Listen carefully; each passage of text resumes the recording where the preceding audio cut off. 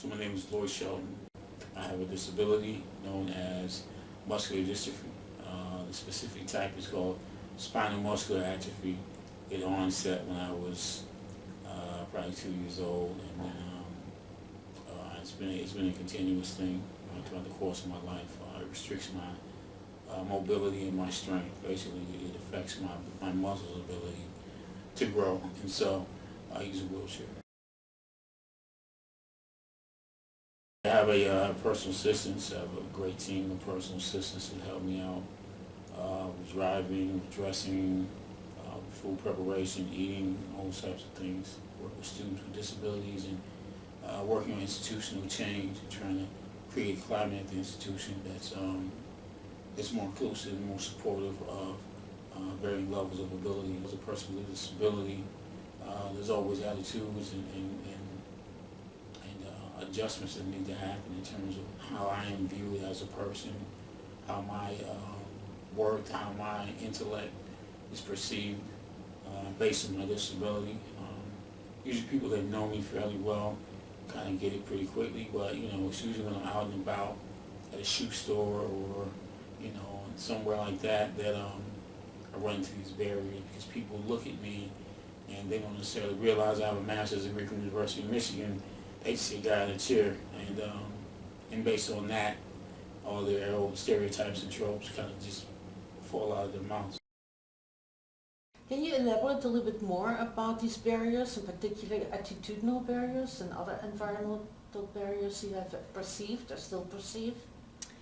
The attitudinal barriers impact how the physical spaces are designed, how the physical spaces are maintained. Even if the space has been built with accessibility in mind, if it's not maintained with that same forethought, it becomes inaccessible. So you might have a curb cut that's perfect, that's up to ADA standards, and everything is beautiful, and then it snows and they plow the snow right in front of the curb cut. So now all of a sudden it's 1970 again, right? It's inaccessible.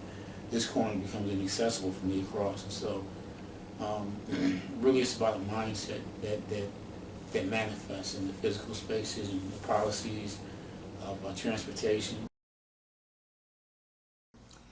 Do you have any recommendations for removing certain barriers, in particular those attitudinal barriers? I think it all starts with education.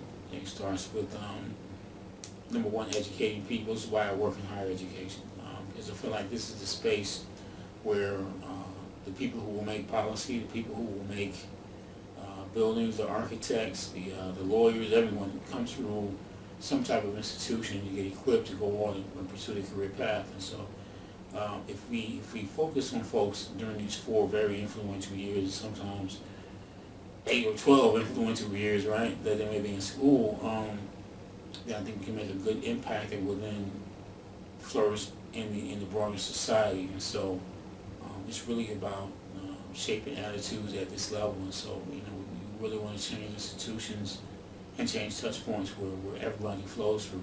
I always tell people that disability is really just a part of the human experience. If you live long enough, everyone will experience some type of so-called disability, Right. glasses or hearing aids or a cane, or a bad knee, or a bad hip. Eventually something happens to everyone. So it's a part of the human condition. And so it's beneficial to everybody if we embrace a mindset that's inclusive of all ability levels. I think universal design is something that should really be viewed as an art form. I think it should be viewed as an art form because it's a creative mindset. Instead of saying, how can we make something as cheap as possible, or how can we make something as quick as possible, how can we make something that's the best that it can be.